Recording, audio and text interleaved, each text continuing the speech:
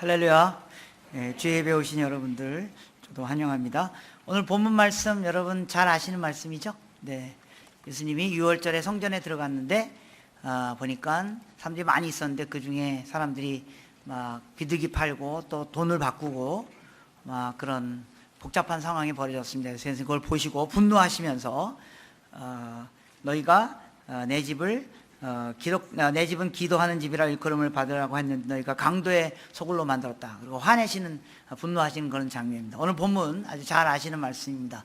마태, 마가, 누가, 요한복음에 다 나옵니다. 그러니까 굉장히 중요한 본문일 수 있겠죠. 또 요한복음에 보시면 예수님께서 이렇게 폭력을 사용하십니다. 여러분, 예수님과 폭력 이거 안 어울리는 말입니다. 예수님은 폭력을 한 번도 평생에 사용한 적이 없습니다. 오늘 본문에서 딱 한 번 사용하셨습니다.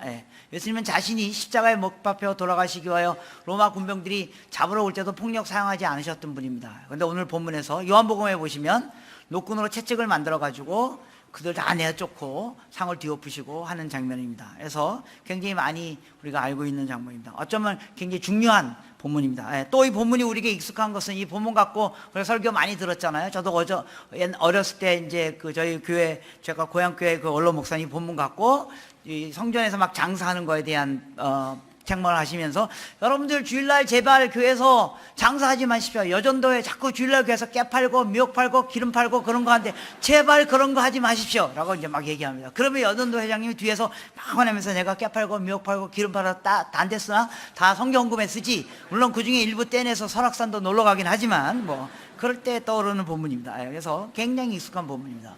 또 교회가 성전이 기도하는 곳인데 너희가 여기서 막, 제가 이제 요새는 교회에서 막 드럼도 치고 그죠? 막 기타도 치고 뭐 또 요새는 보니까 막 이렇게 색스폰도 불더라고요. 그래서 막 우리 장년들이 나와 색스폰도 하고 막 와, 이거 불가능한 거였습니다. 저 대학 다닐 때만 해도 교회에서 기타 치는 것도 이것도 안 됐습니다. 제가 대학 때 청년부에서 막 기타 치면 장로님이 탁 들어와서 이놈 교회가 기도하는 곳인데 이것들 너희들 여기서 기타 치고 연애하고 막 그러려 그러지 나가 뭐 이럴 때 떠오르는 본문입니다.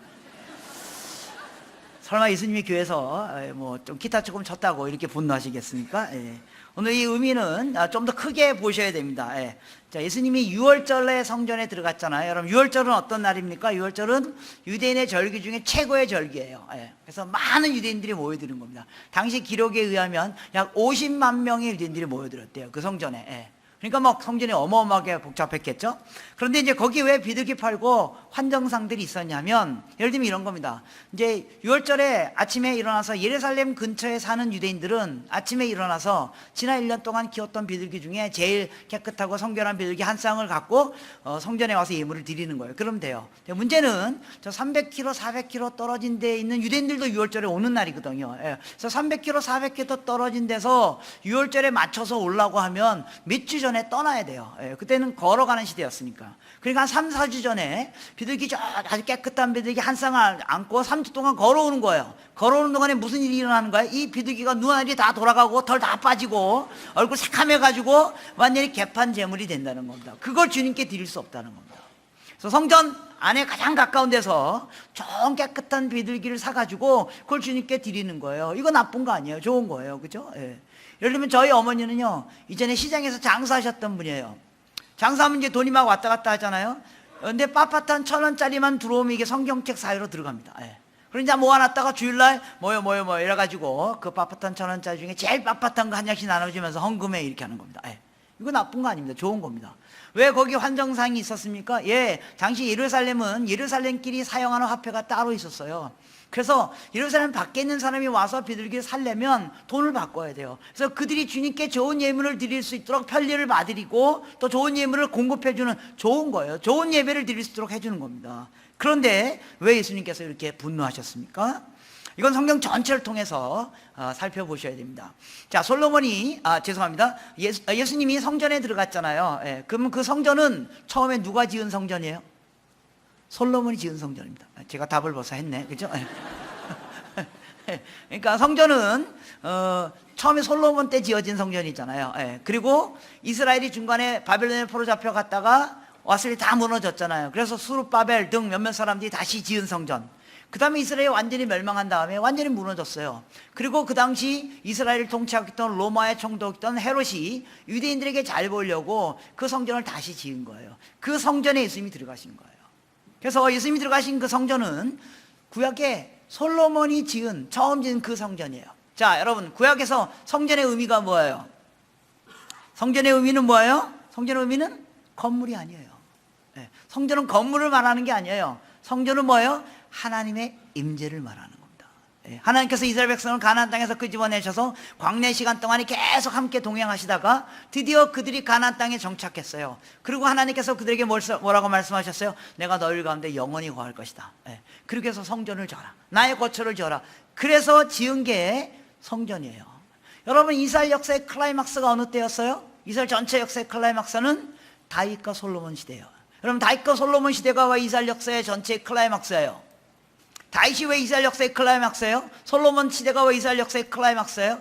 여러분, 다윗은 뭐가 자기 인생의 클라이막스가 되길 원했어요? 영토가 많아지는 거예요? 영토가 넓어지는 거예요? 많은 나라를 통치하는 거 아니에요. 솔로몬은 뭐가 자기 인생의 클라이막스가 되길 원하냐면 나로 말미암아 하나님의 임재가 우리 가운데 거하는 일이 일어날 수 있게 된다면, 그래서 성전을 지으려고 그랬던 겁니다. 솔로몬은 영토가 넓어지는 게 아니에요. 하나님의 임재가 그들 가운데 거하게 되는 일이 일어나는 거, 이게 솔로몬의 인생의 클라이막스가 되길 원했던 거였습니다. 여러분, 뭐가 여러분의 인생의 클라이막스가 되길 원하십니까? 여러분들 풍요로워지고, 여러분 자녀들이 다 잘 되고, 그래서 여러분들 여기 성년들 많이 계신데, 이제 그렇게 해서 하나님께서 은혜 주셔서, 그래서 아이들 시집장가 다 보내고, 그리고 내가 은퇴해서 은퇴 자금도 다 모아놓고, 그래서 바닷가에 앉아서 조개 껍질을 줍고 있는 거예요? 그런 게 여러분 인생의 클라이막스가 될 수도 있겠죠. 다윗은 뭐가 자기 인생의 클라이막스가 되길 원했냐면, 하나님, 나로 말미암아 하나님의 임재가 우리 가운데 영원히 거하는 일이 일어나게 하여 주시옵소서. 여러분 인생에 이 일이 여러분 인생의 클라이막스가 되길 원합니다. 여러분으로 말미암아 여러분 인생에, 또 여러분의 가정에, 또 여러분이 속한 공동체에 하나님의 영광이, 하나님의 임재가 영원히 거하는 그 일이 일어나기를 기대합니다. 그 일이 솔로몬 때 일어났다는 겁니다. 그래서 솔로몬이 성전을 지은 겁니다. 여러분, 열왕기상 8장에 보시면요, 솔로몬이 성전을 다 짓고 성전에 올라가서 드디어 이제 기도하는 장면이 나옵니다. 여러분, 성전에 하나님의 임재라 그랬잖아요. 그래서 이제 기도하기 시작하는 겁니다. 예를 들면 열왕기상 8장 22절 같은 데 가면 이제 앞에서 열왕기상은 대개 성전을 짓는 장면이 쭉 나오잖아요. 그래서 8장에 가면 성전이 완성이 됩니다. 드디어 솔로몬이 이제 성전 앞에 간 겁니다. 8장 22절에 이렇게 표현되어 있습니다. 솔로몬이 여호와의 단 앞에서 이스라엘 온 회중을 마주서서 하늘을 향하여 손을 펴어 가로되, 무슨 장면입니까? 솔로몬이 드디어 성전이 다 완성된 겁니다. 즉 하나님의 임재가 그들 가운데 임한 겁니다. 그리고 앞에 자기가 얻은 부귀영화가 다 있는 겁니다. 그 사이에 딱 손을 얹고 기도하는 겁니다. 솔로몬 인생의 최고의 순간입니다. 뭐라고 기도하냐면, 이스라엘 하나님 여호와여, 하늘과 땅에 주와 같은 신이 없나이다. 주께서 온 마음으로 주의 앞에 행하는 종들에게 언약을 지키시고 은혜를 베푸셨습니다. 물론 하나님이 성전에 거하시는 분은 아닙니다. 하나님은 온 세상에 가신 분입니다. 하늘의 하늘도 하나님을 담아낼 수 없습니다. 그래서 이 성전에 하나님을 담아낸다, 그런 뜻은 아닙니다. 그러나 하나님께서 우리 가운데 거하신다고 하셨고 그 약속으로 성전을 지으라고 했으니 드디어 그 성전이 만들어졌습니다. 그런 뜻입니다. 그래서 하나님이 우리 종들에게 언약을 지키시고 은혜를 베푸셨습니다. 주께서 주의 종 내 아비 다윗에게 화하신 말씀을 지키사 주의 입으로 말씀하신 것을 손으로 이루심이 오늘과 같습니다. 하나님이 우리 조상에게, 나의 조상 다윗에게, 또 우리 조상 그 위에 조상에서부터 계속해서 하나님이 우리에게 약속하신 것, 즉 언약하신 것을 지키셔서 은혜를 베푸셨습니다. 그런 뜻입니다. 여러분, 유대인들이요, 솔로몬이 우리 조상, 그럼 누굴 말하는 거예요? 유대인들이 우리 조상, 그럼 유대인의 조상이 누구예요? 아브라함입니다. 아브라함. 그러니까 하나님이 아브라함 때부터 우리에게 언약을 세우시고 약속하신 것을 드디어 지키시고, 그래서 우리에게 은혜를 베푸셨습니다. 그런 뜻이에요. 자, 그러면 하나님이 아브라함과 이스라엘 백성에 하신 약속의 내용이 뭘까요? 그것을 기록한 게 바로 창세기 12장 1절부터 3절 말씀입니다. 여러분 잘 아시는 말씀입니다. 그죠? 하나님이 이스라엘이라는 나라는 언제 만들어졌어요? 하나님이 아브라함을 부르시고, 그리고 그들로 말하면 백성이 만들어지고, 그래서 이스라엘이 만들어진 거잖아요. 그 장면이 바로 창세기 12장 1절부터 3절 말씀입니다. 여러분 창세기 12장 1절부터 3절을 보시면요, 여러분 여기 익숙한 본문입니다. 여호와께서 아브라함에게 이르시되 너는 너의 본토 친척과 아버지의 집을 떠나 내가 내게 지시할 땅으로 가라. 내가 너로 큰 민족을 이루고 내게 복을 주어 너 이름을 창대케 하리니 너는 복이 될지니라. 너를 축복한 자에게 내가 복을 내리고 너를 저주한 자에게는 내가 저주하리니 땅의 모든 족속이 너로 인하여 복을 얻을 것이니라 하신지라. 바로 이 약속을 말하는 거예요. 그러니까 유대인의 첫 조상인 아브라함에게 하신 이 약속이에요. 그래서 솔로몬이 하나님이 아브라함에게 우리 조상에게 하신 이 약속대로 하나님이 그 언약을 지키셨습니다. 그래서 우리 가운데 임하신 것입니다. 그런 뜻입니다. 자, 오늘 본문을 다시 한번 들여다보시면요, 그럼 하나님이 아브라함과 이스라엘 백성이 하신 언약의 내용이 뭐예요?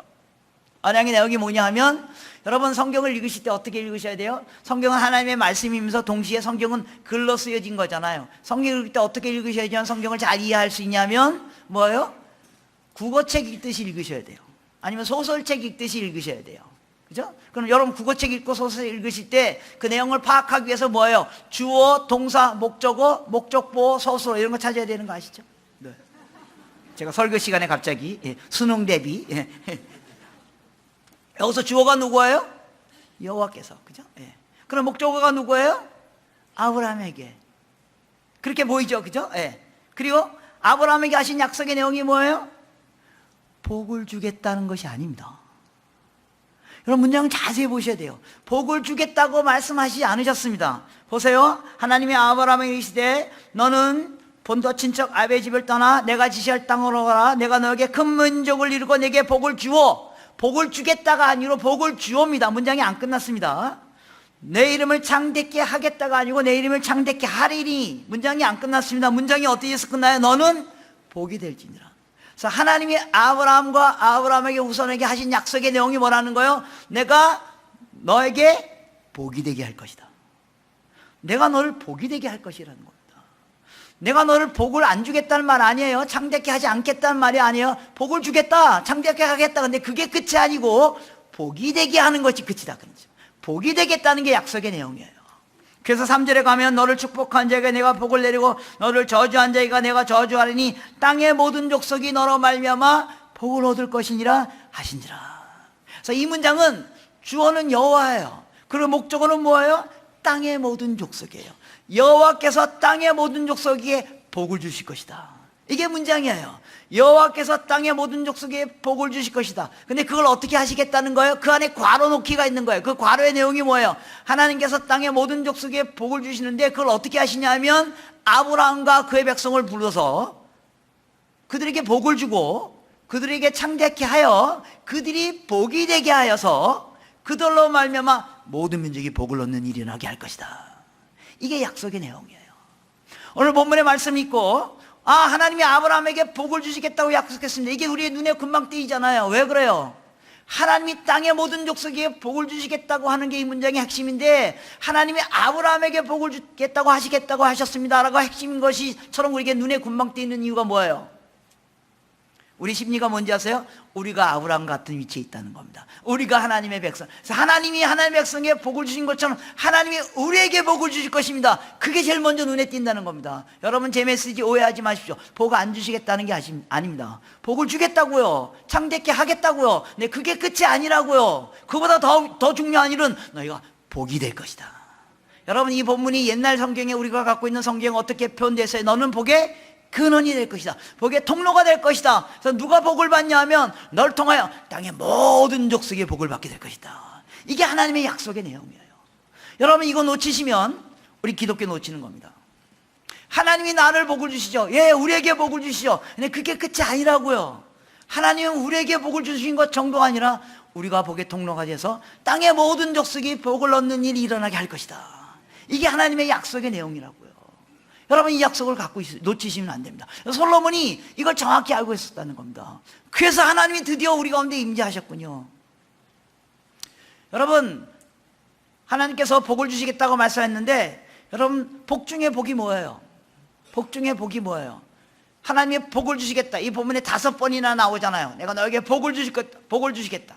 여러분 단어는 생각의 집이에요. 우리가 어떤 단어를 생각하면 단어를 쓰면 그 단어 뒤에 있는 생각이 있잖아요. 그죠? 여러분 복 하면 딱 떠오르는 생각이 뭐예요? 일반적으로 복 하면 떠오르는 생각이 뭐예요? 건강물질 축복이에요. 그래서 하나님이 우리를 건강해 주시고 물질 주시고 그런 축복을 주실 거예요. 맞아요. 성경에서 말하는 축복은요, 그보다 더 큰 거예요. 그보다 훨씬 더 큰 범위예요. 성경에서 말하는 복은요, 단순히 건강, 물질, 축복 이런 것만을 말하는 게 아니라 관계가 개선되어지는 겁니다. 관계가 편해지는 겁니다. 아무리 여러분들이 건강, 물질, 축복을 받아도 관계가 나쁘면요, 그건 복이 아니에요. 예를 들면요, 제가 아침 6시 정도 집을 나오거든요. 여러분 직장 다니시는 분들 그렇게 일찍 나오시는 분들 많이 있으시죠. 그래서 되게 아침을 제가 안 먹고 나와요. 예. 그래서 아내가 딱 보니까 제가 지난 몇 달 동안 한 번도 아침을 안 먹고 나간 것 같아요. 그래서 아내가 보기에 제가 좀 불쌍히 생각되는 모양이에요. 그래서 어느 아침에 6시에 딱 나가려고 봤더니 한 상 차려져 있는 거예요. 아침인데. 우와. 그래서 내가 너무 감격스러워가지고 그걸 먹으면서, 아내가 너무나 사랑스럽잖아요. 그죠? 그럼 내가 6시에 나가려면 새벽 5시에 일어나서 밥을 했을 거 아니에요. 그래서 아내 불러다 자기야, 자기 앉아봐. 그러면서 이제 아내 너무 사랑스러워서 아내한테 좋은 말을 하기 시작했죠. 아, 야, 오늘 너 이렇게 아름답냐? 뭐 이렇게. 이렇게 뭐 자다가 일어나서 머리 다 뒤집어졌지만 아무튼. 그러면서 이제 너 어떻게 잘 지내냐? 이렇게 물어보고. 여러분, 우리 형제들이 이 아내들이 잘 지내는지 안 지내는지 겉으로 봐서 모릅니다. 대화하셔야 됩니다. 그래서 잘 지내냐 물어보기도 하고, 이런저런 얘기에다가 이제 아이들 얘기가 나왔어요. 아이들은 잘 있냐? 뭐 이렇게 물어보고.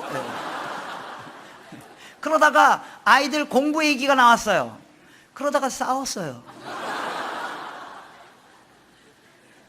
아무리 좋은 음식 먹어도 싸우면 복이 아니에요.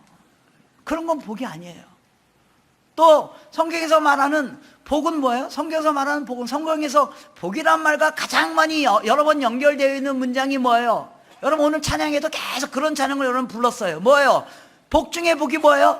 하나님과 가까이 하는 거예요. 하나님의 임재가 복이에요.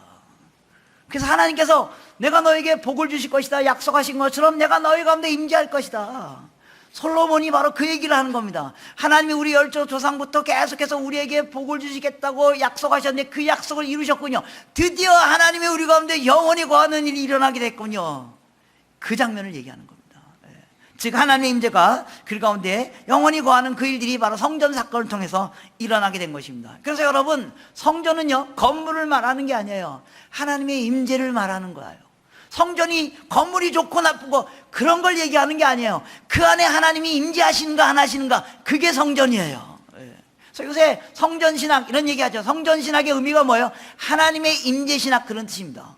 건물 말하는 게 아닙니다. 성전 자꾸 건물 얘기하니까 그러니까 자꾸 부동산 사잖아요. 그런 거 하는 거 아닙니다. 건물을 말하는 게 아니고 하나님의 임재를 말하는 겁니다. 그래서 하나님이 그들 가운데 임재하겠다고 말씀하셨습니다. 그래서 그들이 드디어 솔로몬의 성전에 올라가서 하나님의 임재를 누리기 시작하는 겁니다. 자, 그럼 뭐 합니까? 하나님의 임재를 누리면 기도하기 시작하잖아요. 그래서 솔로몬이 8장 이제 뒷부분으로 가면 기도하기 시작합니다. 근데 열왕기상 8장 31절부터 43절까지 기도를 하는데요, 솔로몬의 기도를 보면요, 솔로몬이 두 번 기도해요. 두 번 기도합니다. 그 두 번의 기도는, 첫 번째 기도는요 8장 31절부터 40절 가운데 나오는데요, 특별히 이제 36절부터 기도합니다. 첫 번째 기도는 뭐냐면, 하나님 우리에게 복을 주시옵시오. 그런 게, 하나님 우리에게 복을 주시옵소서. 당연하죠. 하나님께서 우리에게 복을 주신다고 하셨으니까요. 그래서 8장 36절에 보면 솔로몬이 아주 구체적으로 하나님께 복을 달라고 기도합니다. 36절에 이렇게 시작합니다. 주는 하늘에서 들으사 주의 종들과 주의 백성 이스라엘의 죄를 사하여 주시고, 여러분, 우리가 하나님께 받아야 할 복 중에 복은, 하나님 임재 앞에 나와서 우리가 얻어야 할 복은, 하나님 우리의 죄를 용서하여 주시옵소서. 그래서 우리가 마땅히 행할 선한 길을 우리에게 가르쳐 주시옵소서. 주의 백성에게 기울어 주신 땅에 비를 내리시옵시고, 그리고 37절부터 구체적으로 생활의 필요들을 기도로 강구하고 있습니다. 만일 이 땅에 기근이나 온역이 있거나 곡식이 시들거나, 여러분, 기근이 있고 곡식이 시들고 뭐예요? 하나님 먹을 것부터 채워 주시옵소서. 우리의 필요를 채워 주시옵소서. 우리가 그런 기도 하셔야 됩니다. 여러분, 하나님이 우리의 필요를 채워주신다고 했으니, 하나님 우리에게 이런 필요가 있습니다, 이런 문제가 있습니다, 이런 경제적인 어려움이 있습니다, 하나님께 기도하셔야 되죠. 곡식이 시들거나 깐부기가 나거나 메뚜기나 헝증이 나거나 적국이 와서 성읍을 에워싸거나, 여러분, 구약에서 성읍 뭐예요? 가장 안전한 지대, 가장 안전한 지대. 이 가장 안전한 지대가 지금 위협받고 있다는 겁니다. 메뚜기나 재앙이나 황충 같은 작은 것뿐만 아니라 적국이 와서 어마어마한 힘 때문에 우리가 생각하는 가장 안전한 지대가 지금 위협받고 있다고 여러분 느낄 수 있습니다. 여러분 지난 한 주 동안 생활하시면서 여러분들이 가장 안전하다고 생각했던 여러분의 가정, 여러분의 직장, 여러분이 속해 있는 사회, 이 국가가 여러 가지 위험으로 인해서 어려움을 당하고 있다는 겁니다. 하나님 도와주십시오. 하나님 회복시켜 주십시오. 그 기도를 우리가 해야 됩니다. 또 무슨 재앙이나 질병이 있거든, 우리 가운데 질병이 있습니다. 하나님 우리 가운데 아픔이 있습니다. 우리 가운데 병 고침이 필요합니다. 하나님 도와주시옵소서. 왜요? 하나님이 그렇게 하실까 말씀하셨기 때문에요. 그래서 한 사람 혹은 주의 백성 이스라엘 백성이 다 자기 마음의 재앙을 깨닫고 이 전을 향하여 손을 펴서 무슨 기도나 무슨 간구를 하든 하나님은 하늘에서 들으시고 용서해 주시고, 왜요? 하나님은 우리의 마음을 다 아시고 우리의 행위대로 갚으시고 주만 홀로 우리의 인생을 다 아십니다. 하나님만 내 속에 있는 모든 문제를 아시지 않습니까? 주님 도와주시옵소서. 주님 해결하여 주시옵소서. 그리하면 저희가 주께서 우리 열조에게 주신 땅에 사는 동안 영원히 하나님을 예배하며 찬양하겠나이다. 이 기도를 하셔야 됩니다. 여러분 찬양을 통해서 이런 기도를 했을 겁니다. 하나님 우리 가운데 이런 필요가 있습니다. 하나님 우리와 함께하여 주시옵소서. 우리 가운데 어려움이 있습니다. 하나님 도와주시옵소서. 우리가 주 앞에 나왔을 때 이 기도를 하는 겁니다. 왜요? 하나님 우리에게 복을 주시겠다고 하셨기 때문에요. 그런데 솔로몬의 기도가 여기서 끝나지 않았다는 겁니다. 솔로몬의 기도가 한 번 더 진행됩니다. 열왕기상 8장 41절부터 솔로몬이 두 번째 기도를 합니다. 열왕기상 8장 41절은 이렇게 시작됩니다. 또 이렇게 시작. 하나님, 제가 기도 제목 하나 더 있습니다. 하나님, 이거 정말로 하나님 원하시는 거죠? 하나님, 이것 때문에 우리에게 복을 주신 거죠? 이것 때문에 우리의 삶을 해결해 주시고 이것 때문에 우리의 병을 치료해 주신다는 거죠? 하나님, 이 기도를 들어주시옵소서 라고 기도합니다. 우리 같이 읽겠습니다. 41절부터 43절 같이 한번 읽겠습니다. 시작. 또 주의 백성 이스라엘에 속하지 아니한 자 곧 주의 이름을 위하여 먼 지방에서 온 이방인이라도 그들이 주의 크신 이름과 주의 능한 손과 주의 펴신 팔의 소문을 듣고 와서 이 전을 향하여 기도하거든 주는 계신 것 하늘에서 들으사 무이병이 주께 부르짖는 대로 이루사 땅의 만민으로 주의 이름을 알고 주의 백성 이스라엘처럼 경외가옵시며 또 내가 건축한 이 전을 주의 이름으로 일컫는 줄 알게 하옵소서. 하나님, 제가 기도 제목 하나 더 있습니다. 이거 정말로 하나님 원하시는 거죠? 이것 때문에 하나님 우리 임재하시는 거죠? 이것 때문에 우리가 먼저 복을 주신다고 하는 거죠? 하나님, 우리 이스라엘에 속하지 않은 먼 데 있는 이방인들이 할지라도 하나님에 관한 소문을 듣고 이 성전에 와서 기도하면 하나님 그들도 용서해 주사 그들도 우리 이스라엘 백성처럼 하나님을 예배하는 자가 되게 하여 주시옵소서. 성전은 만민이 기도하는 집입니다.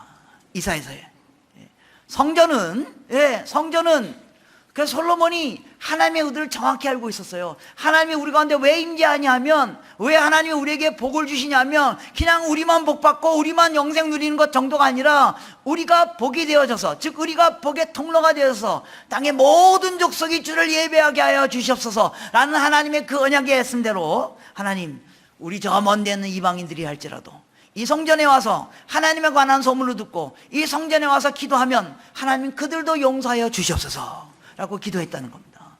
정말로 하나님이 원하는 이 기도를 솔로몬이 했다는 겁니다. 자, 그러면 하나님이 이 기도를 들으실까요? 안 들으실까요? 들으시겠죠. 그래서 무슨 일이 일어났다는 겁니까? 열왕기상 8장에 이렇게 기도하니까 그러면 9장 10장쯤에 무슨 일이 일어났겠죠? 여러분, 열왕기상 10장에 무슨 일이 일어납니까? 누가 솔로몬을 찾아옵니까? 스바야 왕이. 성경에 있는 얘기입니다. 여러분들 뭐 어디서 하는 얘기인가? 성경에 있는 얘기입니다. 스바야 왕이 솔로몬을 찾아와요. 근데 스바야 왕은 어디에서 온 사람이에요? 여러분, 마태복음 12장 42절에 보면요, 예수님께서 스바야 왕이 어디에서 솔로몬을 찾아왔냐면 이렇게 표현합니다. 심판 때 남방 여왕이 일어나 이 세대 사람들을 정죄하니 이는 그가 솔로몬의 지혜의 말을 들어 땅 끝에서 왔음이거니와 솔로몬보다 더 크니가 여기 있나이라. 스바야 왕이 어디에서 솔로몬을 찾아왔다고요? 땅끝에서. 땅끝 이방인들이 하나님에 관한 소문을 듣고 하나님의 성전에 찾아오는 거예요. 여러분, 열왕기상 10장에 왜 스바야 왕이 솔로몬을 찾아왔어요? 솔로몬이 지혜가 많다고 해서 찾아온 게 아니에요. 솔로몬을 찾아온 게 아니고 하나님에 관한 소문을 듣고 찾아온 거예요. 근데 그 하나님의 소문의 내용이 뭐라고요? 솔로몬이 지혜를 많이 얻었다, 하나님의 백성이 지혜가 많이 얻었다는 소문을 듣고 와서 만나보니까 정말 그랬다는 겁니다. 그래서 그걸 보고 솔로몬이 그 지혜와 지식이 어마어마한 것을 보고 스바야 왕이 누굴 찬양해요? 여호와를 송축할지니라. 그럼 지금 뭐가 일어나고 있는 거예요?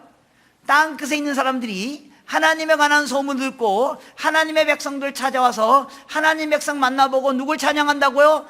하나님을 찬양하는 일이 일어나게 됩니다. 여러분, 성교는 언제 끝나죠? 성교는 땅끝이 여호와를 예배하면 세계복음화가 끝납니다. 여러분, 솔로몬 시대에 그래서 세계복음화가 끝날 뻔했어요. 스바형이 어디에서 왔다고요? 땅끝에서 왔다. 이스라엘 역사의 클라이막스 때 무슨 일이 일어나냐면 그냥 이스라엘이 복받고 이스라엘이 축복받고 이스라엘이 강대한 나라가 되는 것 정도가 아니라 그들로 말미암아 땅끝에 있는 이방인들이 그들을 찾아서 하나님을 예배하는 일들이 이스라엘 역사의 클라이막스 때 일어났다는 겁니다. 저는 이 일이 여러분 인생의 클라이막스에 일어나길 원합니다. 이 일이 여러분 교회의 클라이막스 때 일어나길 원합니다. 땅끝에 있는 사람들이 하나님의 백성에 관한 소문을 듣고 와서 하나님을 예배하는 일들이 여러분 인생의 클라이막스에 일어나길 기대하는 것입니다. 바로 그 성전에 예수님이 들어가신 것입니다. 그래서 예수님은 성전에 들어갈 때 이 생각을 하고 있는 겁니다. 솔로몬이 지은 성전. 그래서 여러분, 솔로몬 때 성전이 어떻게 지어졌어요? 여러분 성전 가보신 분 있으세요? 대부분 안 가보셨죠? 저도 안 가봤습니다. 그래서 그림에 보시면 성전이 어떻게 되어 있냐면 성전 울타리가 쭉 있어요. 그리고 그 안에 딱 들어가면, 성전에 들어가면 거기 성소 지성소가 있어요. 이게 핵심부예요. 네. 그래서 성소 지성소에 유대인들이 모여가지고 대제사장이 대표로 들어가서 예물을 드리는 거예요. 근데 성소 지성소 앞에 큰 성전뜰이 있어요. 성전뜰. 근데 그 성전뜰의 반 이상이 이름이 뭔지 아세요? 이방인의 뜰이에요. 성전은 처음부터 유대인들만 예배드리는 곳이 아니에요. 성전은 처음부터 이방인들도 예배드릴 수 있도록 그 성전의 일부를 따로 떼어냈다는 겁니다. 거기는 이방인들만 가서 예배드릴 수 있어요.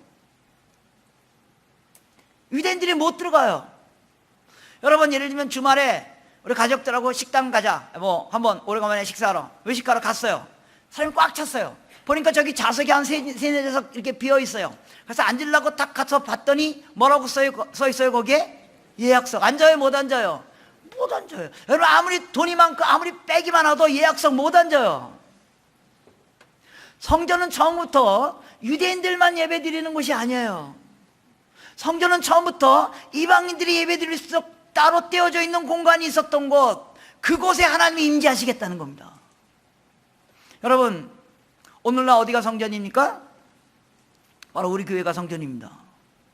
여러분의 교회가 정말로 하나님의 임재의 교회가 되길 원하십니까? 하나님이 함께 하시는 성전이 되길 원하십니까? 예, 그러면 하나님께서 여러분들이 갖고 있는, 여러분 성전이 갖고 있는 시간과 재정과 에너지의 일부가 반드시 이방인들을 위하여 사용되어져야만 한다는 겁니다. 그게 성전이라는 겁니다. 건물이 성전이 아니고. 제가 여러분께 처음 왔는데요, 이 설교하고 이 본문을 잘못 선택했다 이런 생각을 했습니다. 왜냐하면 이미 여러분이 갖고 있는 시간과 재정과 에너지의 많은 부분들을 이방인들을 위해서 사용하고 있는 것을 제가 보았습니다. 그게 성전입니다. 예수님께서 뭐라고 말했어요? 왜 예수님께서 예물을 드렸는데, 유대인들이 예물을 드렸는데 분노했어요? 너희들이 하나님께 예배 잘 드리기 위해서라도 이방인들이 사용해야 할 그 땅, 그 지역, 그 지역을 너희들이 차지해서 하나님께 예배 드리면 도둑놈이라고요. 우리가 하나님께 예배 잘 드리기 위해서라도 우리가 갖고 있는 시간과 재정과 에너지를 다 우리만 쓰면 도둑놈이라고요. 예수님이 요한복음에 뭐라 그랬어요? 이런 성전을 허물어 버리겠다고요. 이런 성전을 허물어 버리고, 니네끼리만 예배드리고 니네끼리만 복받는 이 성전을 허물어 버리겠다고요.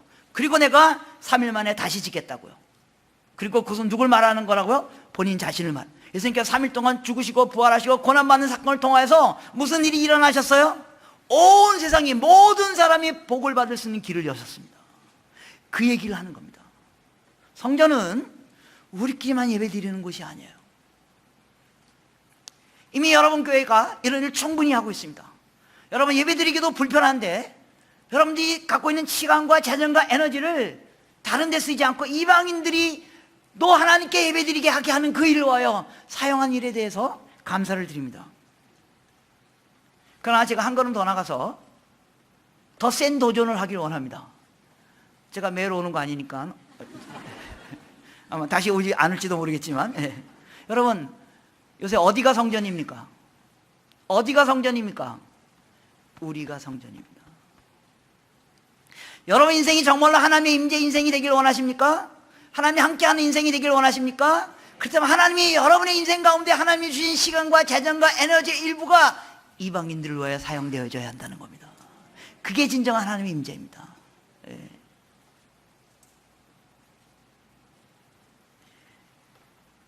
여러분, 제가 보니까요, 많은 교회들이 선교에 열심히, 교회는 선교에 열심히 해. 예, 선교에 정말로 힘에 지나치도록 선교해요. 그런데 성도들은 선교 안 해. 그러니까 우리가 보낸 선교사가 하면 됐지 뭐. 그런 거 아닙니다. 우리도 성전입니다. 우리도 우리를 통하여 이방인들이 우리의 시간과 재정과 안위를 통하여 복을 받는 일들이 일어나야만 합니다. 여러분, 한국이 그 양궁으로 유명한 나라인 거 아세요? 전 세계에서 양궁 그러면 무조건 대회 나가면 한국이 다 금메달 땁니다. 여러분 아시죠? 그죠? 예. 그래서 한국은 전 세계에서 양궁이 유명한 나라예요. 그래서 세상 사람들이, 세계 사람들이 한국 사람들이 다 양궁을 잘하는 줄 알아. 저는 양궁 만져본 적도 없거든요. 한국 교회가 선교 잘하는 교회로 알려져 있어요. 왜? 그러나 우리가 한국 교회가 정말 선교 잘하는 교회가 되려면 교회도 선교해야 되지만 우리 개인도 선교해야 돼요. 왜? 우리도 성전이기 때문에요. 그런데 여러분 아세요? 예, 지금 그 시대가 우리에게 온 겁니다. 옛날에는요, 선교하려면 다 멀리 가야만 했어요. 선교사가 멀리 가야만 했어요. 근데 지금 무슨 일이 일어납니까? 그들이 바로 우리 옆에 와 있습니다. 복음을 한 번도 못 들은 다문화 가정, 다민족, 외국 유학생들이 우리 옆에 200만 명이나 와 있는 거 아세요? 네. 그래서 여러분들이 일부가 해외로 나가는 일도 중요합니다. 많은 분들이 선교에 참여하십시오. 동시에 그들이 바로 우리 옆에 있습니다. 바로 우리 옆에 와 있는, 그래서 모든 사람들이 선교할 수 있는 시대에 와 있습니다. 선교사가 되는 일도 중요하지만 선교사란 타이틀이 중요한 게 아니라 우리 모두가 선교인이 되는 겁니다. 복의 통로가 되는 겁니다. 축복의 통로가 되는 겁니다. 그리고 그 통로의 범위는 어디에? 그냥 기껏해 우리 가정, 기껏해 우리 교회, 그 정도가 아니라 하나님 우리를 통하여 모든 민족이 복을 받게 하여 주시옵소서. 그게 하나님의 교회입니다. 그 일이 일어나는 시대에 우리가 와 있다는 거예요. 주님 바로 우리에게 그것을 요구하고 있습니다. 저는 여러분이 다양한 방법으로 선교에 참여할 수 있다고 생각됩니다. 여러분 가운데 선교지로 가는 사람들이 있었으면 좋겠습니다. 예, 장기로 선교사로 가는 사람이 있으면 좋겠습니다. 여러분 가운데 한 사람이 선교사가 되면 그게 무엇을 말해요? 그 사람이 그냥 선교사가 됐구나, 그런 거 아닙니다. 여러분 가운데 한 사람이 선교사가 되면 한 민족이 바뀌는 겁니다. 1885년 아펜셀러 언더우드라는 25살 된 2명의 청년이 140년 전에 한국 땅에 와서 복음을 뿌린 140년이 지난 지금 우리가 이런 어마어마한 일을 하는 겁니다. 140년 전에 이 땅에 예수 믿는 사람이 거의 없었다고요. 그 한두 명의 젊은이가 복음의 씨앗을 뿌리기 시작하고 140년이 지난 우리가 지금 이 땅에 이런 어마어마한 일을, 우리 가운데 한 사람이 선교사가 되는 것은 한 민족이 바뀌는 겁니다. 여러분 가운데 장기 선교사가 나왔으면 좋겠습니다. 또 동시에 단기 선교에도 참여하십시오. 올여름에 여러분 교회 단기 선교 가십니까? 가십시오. 참여하십시오. 일주일 시간 내는 거 이거 굉장히 어려울 수 있습니다. 예, 어려울 수 있습니다. 요즘 같은 바쁜 시간에 일주일 시간 내는 거 어려울 수 있습니다. 그러나 내 인생 전체를 생각해 보세요. 여러분 요새 오래 사는 거 아세요? 가만히 있어도 100살까지 사는 거 아시죠? 예. 여러분 혹시 보험하시는 분들 보고 물어보세요. 그래서 100살 기준으로 보험금 짭니다. 그럼 좀 몸 건강 관리하고 조금 좋은 음식 먹고 조금 잘하면 120살까지 살 수 있습니다. 내가 120년 동안 하나님 나를 먹이시고 입히시고 축복하시고 용서해 주시는데 그까지 일주일 선교지에 가서 섬기는 거, 이거 헌신도 아닙니다. 죄송합니다. 단기팀 가시는 분 헌신하는 겁니다. 그래서 그 일주일 혹은 한 달, 어려운 시간일 수 있습니다. 그러나 이 복음을 한 번도 들어보지 못한 사람들, 여러분 지금 이 시간에, 이 예배를 드리는 이 시간에 한국 방방곡곡에서 하나님께 예배드리고 찬양할 겁니다. 한국의 모든 골목마다 교회가 있습니다. 한국의 모든 아파트 상가에 교회가 없으면 아파트 상가 아닌 거 아시죠? 모든 아파트 상가에 교회가 있습니다. 그럼 이 시간에 전국 방방곡곡에서 하나님을 예배하고 찬양하고 경배하는 일이 있을 것입니다. 하나님이 너무 기뻐하실 것입니다. 근데 여러분 아세요? 지금 이 시간에 하나님의 마음이 어디에 가 있을 것 같으세요? 저 비행기 타면 1시간밖에 안 가는 일본, 그 나라 안에 기독교 인구가 0.48%밖에 안 됩니다. 캐톨릭 다 포함해서 0.48%밖에 안 됩니다. 여러분, 성경은 별다른 게 아닙니다. 여러분, 10손가락 깨물어 안 아픈 손가락 무슨 말인지 아시죠? 내 자녀 10명 있어요. 그 중에 한두 명이 집 나갔어요. 누가 애비인지도 모르고 막 헤매고 있어요. 그러면요, 아버지의 마음이 어디에 있는지 아세요? 집 안에 있는 아이들에게 있는 게 아니라 집 밖에 나가 있는. 여러분, 99마리의 양 비유하세요? 예. 99마리의 양이 우리에 있지만 하나님은 그 밖으로 나간 한 마리의 양, 거기에 하나님의 마음이 있다고요. 지금 이 시간에 하나님의 마음이 어디에 가 있는지 아세요? 예, 우리들이 하나님을 예배하고 찬양하고 경배하는 것 때문에 하나님 많이 영광을 받으셨을 것입니다. 동시에 하나님의 마음이 어디에 가면 저 일본 땅에 가 있을 겁니다. 이들도 나를 예배해야 되는데, 저 카자흐스탄에, 저 우즈베키스탄에, 저 이라크에, 이란에 이들도 나를 예배해야 되는데, 왜요? 그들도 하나님의 백성이기 때문에. 우리 그리스도인이 갖고 있는 아주 치명적인 왜곡된 DNA가 뭐예요? 하나님 나를 사랑하셨다고. 맞아요. 하나님 나를 사랑하셨어요. 하나님은요, 저 여러분을 사랑하신 분 정도가 아닙니다. 하나님은 온 세상을 사랑하신 분입니다. 여러분, 기도할 때 이런 기도 조심하셔야 됩니다. 나의 주 나의 하나님. 저도 그렇게 기도합니다. 저도 새벽에 일어나서 나의 주 나의 하나님. 예, 하나님 나의 하나님. 맞아요. 근데 여러분, 그 기도 잘못하시면 하나님 모욕하는 겁니다. 하나님이 내 거예요? 하나님이 내 거예요? 아니에요. 내가 하나님 거예요. 하나님은 저와 여러분을 축복하기를 원하십니다. 그러나 하나님의 진정으로는 하나님은 모든 민족을 축복하기를 원하신다고요. 하나님이 온 세상이 하나님이라고 말하면서 하나님을 나의 문제로만 국한시키는 거, 이거 하나님 모독하는 겁니다. 온 세상이 하나님부터 복을 누리도록 하는 그 일에 참여하는, 그러기 위해서 먼저 복을 받은 사람들이 바로 하나님의 백성입니다. 그게 바로 복의 통로입니다. 그 일을 하나님 우리에게 약속하셨다는 겁니다. 여러분 가운데 많은 사람들이 선교에 참여했으면 좋겠습니다. 예, 장기 선교사로 가지 않아도 좋습니다. 가능하면 가면 좋겠고요. 아니면 단기 선교사 좋습니다. 예, 아니면 단기 선교 여행. 여러분, 선교행 일주일 갔다 온 거, 그게 선교가 아니고요, 갔다 온 다음이 진짜 선교입니다. 여러분, 일주일 동안 단기 선교여행 가가지고 크게 할 수 있는 일이 많지 않아요. 예. 물론 거울 통해서 놀라운 일을 할 수 있죠. 갔다 온 다음에 게 진짜 선교입니다. 예를 들면 여러분, 방글라데시 간다고 치십시다. 방글라데시 갔기 전에, 방글라데시 단기 선교 가기 전에 방글라데시 위해서 기도할 때 별 기도가 이렇게 와닿지 않잖아요. 한 번도 안 가봤으니까요. 근데 방글라데시 갔다 온 다음에 방글라데시를 위해서 기도해 보세요. 그때가 진짜 기도입니다. 내가 만났던 그 형제, 내가 만났던 그 선교사, 내가 만났던 그 마을, 그때가 진짜입니다. 또 한국에 이미 방글라데시에서 온 외국인 유학생들, 근로자들이 수만 명씩 있습니다. 일주일 동안 단기 선교여행 갔다 와서 나머지 51주 동안 국내에 있는 다문화 가정들, 방글라데시 사람들 돕는 일에 참여하는 거, 그런 걸 말하는 겁니다. 우리 모두는 선교사가 되지 않을 수 있습니다. 그러나 우리 모두는 선교에 참여하는 자가 될 수 있습니다. 그리고 그 시대가 열린 겁니다. 또 여러분들이 선교사라는 타이틀로 갖지 않아도 됩니다. 여러분, 국내에서 직장 얻고 다니다가 이렇게 사시다가 한 중견 간부가 되면 이제 회사에서 해외 근무하라 그럽니다. 해외 근무. 예. 요새는 다 국제적으로 연결되어 있기 때문에. 어느 날 사장이 불러다가 어디 갈까요? 그때 세 도시 갈 수 있습니다. 세 도시 중에 한 도시를 정하십시오. 서로 겹치지 않도록 우리가 조정하겠습니다. 어디 갈 수 있습니까? 예, 런던 갈 수 있습니다. 혹은 뉴욕 갈 수 있습니다. 혹은 아비장에 갈 수 있습니다. 여러분, 어디 가겠다고 이렇게 선택하면 반드시 갈 수 있는 곳입니다. 곳이 있습니다. 거긴 아무도 안 가기 때문에요. 예. 어디입니까? 아비장입니다. 아비장이 어디입니까? 잘 모르시죠? 코트디부아르의 수도입니다. 예, 여러분들이 3년 동안 런던에 가서 근무하실 수 있습니다. 예, 가서 뭐 근무하시면서 유럽의 문화를 즐기고 좋습니다. 예, 기회가 있으면 그렇게 하십시오. 혹은 뉴욕에 가서 또 3년 동안 근무하면서 뉴욕 뭐 맨하탄에 가서 팬텀 오프라 보고 라이온킹 보고 뭐 그런 거 보고 아이들 기억에 간 김에 미국에 공부시키고 좋습니다. 그렇게 하십시오. 동시에 여러분들이 제가 3년 동안 아비장 가겠습니다. 거기는 아무도 안 갑니다. 거기 선교사 하나도 없다고요. 근데 그 코트디부아르에 한국의 기업들이 다 들어가 있습니다. 삼성, 현대, LG 다 들어가 있습니다. 여러분들이 그런데 선교사를 안 가고 혹은 현지 직원으로 가서 거기 현장 직원으로, 현장 책임자로 가보세요. 여러분들이 가면요, 마을 유지인 거 아세요? 어마어마한 영향력이, 여러분, 저희 선교사들은요 그런 데 가면 이렇게 숨어 다녀야 돼요. 왜? 복음을 공개적으로 못 전하는 데인데 여러분들이 가면요 떵떵거리면서 복음을 전할 수 있습니다. 그런 일에 참여하는 겁니다. 이런 선교적 헌신을 하는 겁니다. 예, 거기만 학교도 제대로 없어요.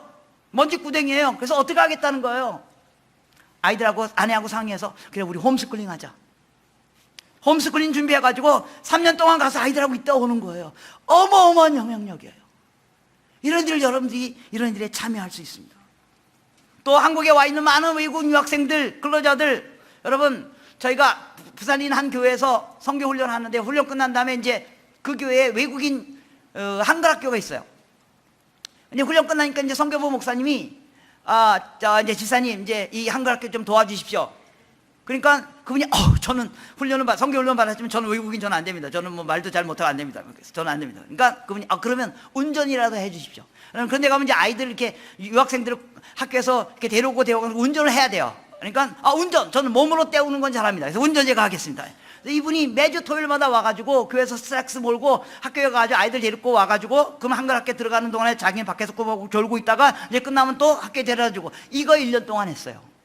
그러니까 아무리 사역에 참여하지 않더라도 특별히 이분이 네팔인 학생을 6명을 맡았어요. 예, 그 교회 네팔리 학생이 6명 있었는데, 예. 그래서 내가 그 네팔 학생들에게 뭐 말씀은 가르치지 않더라도 그래도 인사말은 해야 되잖아요. 그래서 네팔 말로 안녕하세요, 뭐 또 오세요, 뭐 교회 다 왔습니다, 내리세요. 이런 4마디 네팔 말 4마디를 외웠어요. 그리고 이거를 1년 동안 써먹은 거예요. 그러니까 이 네팔 말 4마디는 거의 본토 발음이에요, 이분이. 근데 이분이 은행 다니는 분이에요. 은행 딱 보니까 근데 어느 날 은행 지점이 바뀌잖아요. 근데 그 대학 바로 앞에 있는 지점으로 간 거예요. 어느 날 딱 근무하는데 딱 보니까 저 네팔 학생이 딱 걸어 들어오는 거예요. 그 이분이 그 유창한 네팔 말로 안녕하세요, 어서 오세요 이렇게 한 거예요. 그러니까 이 네팔 학생이 깜짝 놀라는 거예요. 자기 한국에서 3년 동안 살았는데 은행에서 네팔말 쓰는 직원 처음 만난 거예요. 그래서 다가가가지고 막 유창한 네팔 말로 막 하니까 그다음부터 무슨 말인지 못 알아듣죠. 예, 아무튼 그게 계기가 돼가지고 이 네팔 유학생이 너무 감동을 받아가지고 학교 돌아가서 학교 기숙사에 와 있는 네팔 유학생 모든 은행 구자를 이 은행으로 바꾼 거예요. 그게 계기가 돼서 이분이 네팔 말 4마디로 60명을 교회로 데리고 왔어요. 여러분 네팔에 선교사 가서 1년 동안 한 명 예수 믿게 하면 많이 하는 거예요. 근데 이분은 그냥 여기서 네팔 말 4마디로 60명을 예수 믿게 했어요. 누구든지 할 수 있어요. 얼마든지 할 수 있어요. 외국 유학생에게 식사 대접 한번 하는 거, 그런 걸 통해서도 복음이 전파될 수 있는 길이 열려 있어요. 그런 시대에 와 있어요. 결론을 내리겠습니다. 우리가 여러분 모두가 하나님의 임재의 통로가 되기를 원합니다. 하나님이 함께하는 그런 인생이 되기를 원합니다. 그리고 그걸 통하여 여러분을 통하여 하나님의 이 축복이 온 땅의 모든 민족에까지 확산되는 그 일이 일어나길 기대합니다. 이 시간 우리 같이 기도했으면 좋겠습니다. 하나님, 오늘 우리가 하나님의 임재 앞에 나왔습니다. 하나님 우리 가운데 임재해 주셔서 감사합니다. 우리가 2번의 기도를 드리기 원합니다. 하나님, 우리의 문제를 풀어주시옵소서. 우리의 죄를 용서하여 주시옵소서. 우리의 필요를 채워주시옵소서. 하나님, 그러나 우리의 기도가 거기에 멈추지 않게 하여 주시옵소서. 하나님, 우리의 기도를 통하여 열방의 복을 받는 일들이 일어나게 하여 주시옵소서. 민족들이 주 앞에 나오는 역사가 일어나게 하여 주시옵소서. 같이 기도하겠습니다. 기도합시다. 아버지 하나님, 주님의 은혜를 구하며 기도합니다. 우리가 주님의 하나님 아버지, 열방들을 예배하는 일이 일어나게 하시고, 하나님 우리가 하나님 앞에 나올 때 하나님 우리 가운데 임재하여 주시고, 우리의 축복이 우리의 임재가 아버지 하나님 우리의 죄가 용서되어지며 우리의 피로가 채워지는 일이 일어나시고 거기서 머물리지 않게 하시고 하나님을 통하여 열방의 복을 받는 일이 일어나게 하시고 하나님의 역사가 이루어지는 역사가 일어날 수 있도록 하나님 도와주시고 우리를 통하여 열방이 죽게 나오며 민족들이 죽게 나오는 일들이 하나님 우리 가운데 와 있는 외국인 유학생들, 다문화 가정들, 아버지 하나님이여 외국인 근로자들, 아버지 하나님 그들이 우리가 그들을 찾아감으로 그들 가운데 복음이 전파될 수 있도록 하나님 도와주시고 우리가 보낸 선교사들, 아버지 하나님 우리가 보낸 아버지 하나님 사역자들을 통하여 하나님 복음이 땅 끝까지 전파되며 2000년 전에 우리 민족이 주를 예배하지 못했던 민족이었는데 하나님 예배하는 민족이 된 것처럼 그 민족이 주를 예배하는 일들이 그런 민족이 다같이 일어날 수 있도록 주님 축복하여 주시옵소서. 우리 이 시간에 다같이 일어나서 이 찬송 부르고 마치겠습니다. 주님 다시 오실 때까지 같이 찬양하겠습니다. 주님 다시 오실 때까지 우리가 이 길을 갑니다. 이 길은 바로 복의 통로가 되는 겁니다. 그 길 가는 저와 여러분들 있기 원하며 같이 부르겠습니다.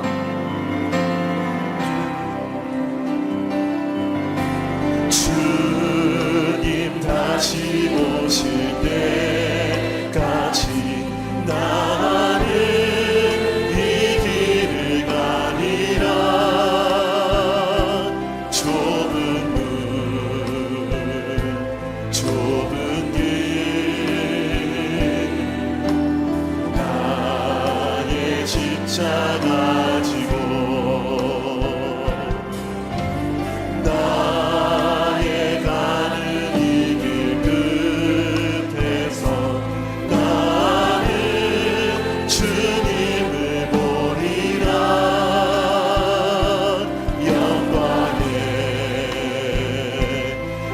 주님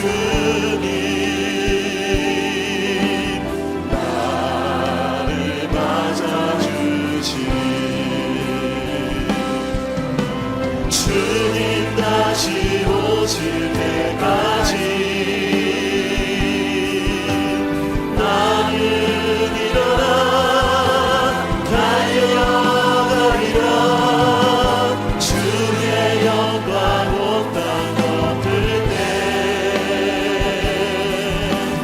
나는 일어나 노래하리